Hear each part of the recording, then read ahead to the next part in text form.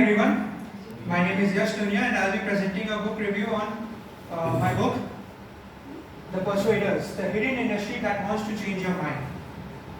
This is a book written on the public relations industry which has barely 10,000 companies around the world, some of which we don't even know about, although they are the biggest names in the industry. The book is written by the author James Garvey, a British American philosopher who did his PhD in philosophy from University College London. He has written many great books like The Great Philosophers and The Ethics of Climate Change. We will be going through mainly three different instances of PR activities. The first one is how debates came up and how PR is used today. The first one, how arguments changed. If we go to the history of arguments, first we will have to go to ancient civilizations, when great philosophers like Socrates roamed the land. In ancient Greece, it was Socrates. In ancient in ancient India as well, we had great philosophers as well. I don't know the name. That is my mistake. But still, we had great discourses where people of great minds used to clash with each other on words and ideas. However, if you go to the modern debate scenes, which is used for colleges, we have to go back to the 1700s, where people of intellectual status used to gather in clubs. Mainly, the main club we will be talking about is the Robin Hood Club in Butcher Lane of London. In 1700s, on a weekly basis, they used to gather in Robin Hood Club. On the top floor, they would book it out, and there they would converse, they would discourse, they would put their ideas against each other on any question which they could come up with. Either it be the French expansion, the government policies, whether celibacy or intercourse is better. They used to come up with all the ideas and they used to discourse on it. They separate themselves in teams, give 7 minutes to each speaker to talk about it, and they put their ideas in front of the entire hall. At the end, a dedicated person, the judge, after reviewing all the points, he would declare which side was the winner. And after that, they would go all home satisfied. Some people, though, didn't like to actually discourse. They just like to sit and watch the great intellectual minds at play. Some people were very entrepreneurs, were very, let's say, business-minded about it, and they saw that why not open it to the public? It would be a great way to earn money. So they opened it to the general public, not the general public like as in any board that was walking around. No, they had to have at least some stature. They had to be lawyers, philosophers, teachers, people who were also like-minded, although on a small admission fee. This raised the popularity of debate clubs, and by the turn of 1730s, there were 7, and by 1770s and 80s, there were as many as 35 clubs in the city of London. Some, later on, they started to specialize. Some were for art forms, some were for, some spoke in French, some banned women, and some banned men. Don't know why, but however it happened. You know what are the things that are there in India right now? Those, not exactly in the name of debate club, but where those intellectual discourses that happens quite often, quite frequently. Like there are model UNs happening. It's supposed to be. Yeah.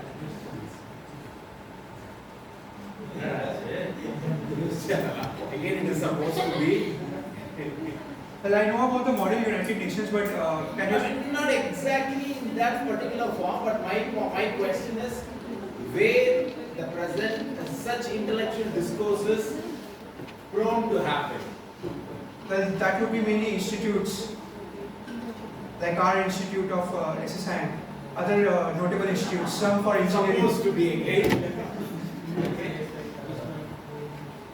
Well, JNU, JNU. and other premier institutions, Yes, sir. which are democratic to everyone, which democratize, which doesn't curtail anyone, any thought, where people can spell out their ideas, especially public universities. Yeah, there are quite a few government universities also, but mostly public universities. But traditionally, historically, when we look at, in most cities, we have something called Indian Coffee House. In Kolkata we have, in Trivandrum we have, in most institutes, most countries, those places they use these things. And then even in Hyderabad there is a place. In Hyderabad there is a place. Do you even know? Lamakan. Have you heard about it? Yes. No, sir. Yes. Right.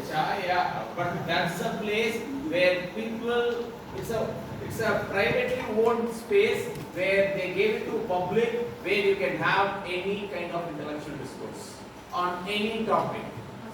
It's in Banjara Hills. That's a privately owned, but where such intellectual discussion. That's very important. I would say that's the most important. Bring the back point that the discourse is very important for any progressive society. Because the next point, as you can see in my second one, they were oppressed by the government itself. And they were not merely oppressed. The methods of oppression were very varied. Fines were imposed. Gangsters were employed to actually break up these discourses. And just merely because the government was afraid that any anti-government ideas would pop up from it. They Very were good. I believe you know Gauri Lankesh. Have you heard anyone about Gauri Lankesh? No, sir. Yeah, a journalist who was shot by the government. Recent past, 5 journalists who were in the discourse, at least they were oppressed. In our context, in India, they shot them right alive, right in front of people. Yeah. Why, sir? Nowadays, modern debates are what we see on news. If you don't consider whatever sir said, modern debates are we see in news, where politicians and such people are yelling like mad, making no actual constructive points and having no advantages of it, no value added, no value is added. People, however, the business people saw this as a great point. This is where PR came in, public relations. They saw how we can actually influence the people. They saw the ideas disseminated from it and started to use PR as an actual weapon to be used forward. Next one. Now we will go to actual first events for PR. In this slide, we will be talking about two PR events, very separated by nearly 7 decades, not 70 decades, nearly 7 decades they are separated. However, they are as important to us as they are to anyone else. The first one would be cigarettes as a symbol of torch of freedom. As we all know, cigarettes are a major part of our society now. Most people smoke. Men, women, elderly, young adults. Everyone smokes. It's not, although it's looked down upon, it's not prohibited as such. Earlier it was not so. Women were actually banned from, not banned, were very oppressed to smoke in public. Because smoking in public for women was connected to the sex workers. Only the sex workers used to smoke in public as it had a bit of phallic implications. The the head of American Tobacco Company saw that a great market of US women was stifled because of these implications. So he decided to tell his employee, Bernice, this person is actually very important. He told his employee Bernice that I want to crack open this market. You have to do it. Now Bernice is actually a nephew of a very known person which we have studied about. A person who excelled in psychoanalytics. Can someone name him? Right. Yes, sir. Sigmund Freud. We learned about him in MTOB in semester 2 as well. Sigmund Freud. He was the nephew of Sigmund Freud, along with his fluid student Brill, they came up with the idea to depict cigarettes as torches of freedom. Because, well, Statue of Liberty, if you have ever seen, she holds up a torch, and using that torch as a symbolism for women to break free, they thought that, okay, we will crack open this market this way. So in 1929, in summer of Easter, on Easter Sunday, where there is a tradition for well-off families to move around and visit churches, they directed few girls to move around churches and become well-dressed ladies and smoke cigarettes. This operation was very impressive. And it was not a one-time operation as well. It had a very long history behind it, where Bernays decided to substitute sugar for nicotine in houses, because sugar is fat and sugar can fatten someone up. So he decided to say that beauty standards should have slim waist, substitute sugar with nicotine. Like that he started. So, like this, on a Sunday morning, you could see, in 1929, you could see well-behaved ladies of high class, moving around and smoking in public. Everyone was shocked. The news reporters decided to interview some people. Sir understood what I said. They decided to interview some people. Miss Hunt said that why should only men be allowed to smoke in public? Why should men work? Yeah, why should men have all the freedom? Great point. Even women should be free enough to smoke in public.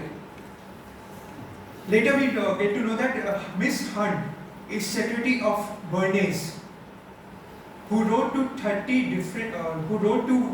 ladies of Vogue, like people working in Vogue, debutantes in it, 30 of them, and they decided that, okay, we will help you in this. We will free us from our chains of captivity and become free women. So on Monday evening, they decided to come to the office, rehearse it. By Friday, everything was decided. On Saturday, they had a rehearsal. And on Sunday, on the live event, everything went down. This statistics, this event was very important, because in 1923, cigarette sales only consisted of only 5% were contributed by women. In 1929, it jumped to 12%. 1935, it jumped to 18%. And 1960s, it peaked at 33% until 1971 when it broke. Now, that was the first one. Second is... Next. It's okay. Okay. Well, the second is a full 4-minute video, so I think we'll have to skip it if we have to. Maybe you can share it with the team. Okay. Let's skip the video because, well, this was a great video on how the Gulf War was started in 1990s. It was about that, but we'll skip it ahead. Next slide. The nudge. This is a concept in behavioral economics which was employed by David Cameron, the Prime Minister of Great Britain. He used behavioral economics as a method to further his policies. We see this when to reduce usage of oil and gases in natural resources, they decided to actually employ insulation in their houses instead of heating. This was used as incentives were provided. Insulation was said, okay, we will give insulation at lower prices, we will cut taxes, you just have to do these. The response they got was not up to par from what they had anticipated. Although people wanted it, not as many people applied for it. When a survey was conducted to find out why it happened, it was found out that the people did not apply not because it was not useful for them. It was because they had to clean out their apartments to let the people come in and install the installations. This baffled David because in spite of making it cheaper for them, they didn't want to do it because they had to dedicate a day to clean out the apartment. So they, using the behavioral insight team, the BIT, he set up. They got a new incentive. We will clean out the apartment for you. We will just send these items which are cleaned out. Either you can keep it, throw it in trash, or you can give it to charity. They used this method to completely reverse the situation. Now it was actually, although not as expensive as market rate, it was all far from cheap. More people actually applied because now they thought, okay, people will come in, clean up my mess, some will be sent to charity, and installation will also be installed. That is a great work for me. Although they got no tax cuts, nothing as such now. The nudge is very actually, nowadays we also see it in every day. Yeah, you can just do this, like this is the incentive. Even if you say like iPhones, they said like, yeah, you will get 4,000 rupees cash back. What is actual use of rupees 4,000 when it is a purchase of 1 lakh? But it's like, okay, I'll get the cash back, I'll get it. There is this nudge which is used. Now, the third PR stunt is words and how to use them. This one will be shown in 2000 and 2004 elections of the US. Be precise. Okay, sir. I'll do it faster then. In 2004, Bush had just come out of the second Iraq war and he was going for re-election. His opponent, John Kerry, was a war veteran and decided that he wanted to run. In all the presidential debates, it was Kerry who won. According to Democrats, according to anyone. 61% people decided that no, John Kerry was the one who won the debates. However, when the actual polling results came in, it was seen that Bush was winning. When investigated, it was found out that Bush was winning because the Republicans had started something else. They used different phrases. They used the words tax cuts, tax reliefs to say, oh no, we are doing this, which John Kerry did provide. When John Kerry was asked, when the Democrats were asked, what is your tax relief plan? They were already failing because they were now playing in the Republicans' court. This happened multiple times and in different ways as well. Another way was that the Republicans showed John Kerry as someone who was a flip-flopper, who didn't make precise decisions, like fast decisions. Bush, on the other hand, had handled 2 wars by this time, at least, the Gulf War and Second Gulf War. So he was said that, okay, we are a decisive president, you have to vote for Bush. And like this, Bush won his presidential elections for the 3rd time, once in 1988, second in 2000, and third in 2004. This was his second re-election. Next. In conclusion, the content of the book is an eye-opener because although I only stated three slides, there were far many PR stunts for me to actually summarize them, and they were so great to read through. They provided insight in how the money works, how the world works, how mass media is actually manipulated, how we are nudged to somewhere else. What we want is not we actually need. Like what society wants us from. We don't actually need them. Even why does someone actually need Coca-Cola? Does someone actually need to drink Coca-Cola? No. How many people want to drink Coca-Cola, Pepsi, any soft drinks? Yeah, everyone wants to buy. It's just sugar, acid. People have shown videos of it being used as toilet cleaner, but we still drink it. Why? Because public relations. And that is why I would also like everyone to read this book. Just so that people are aware that, okay, not to believe everything which is provided at face value.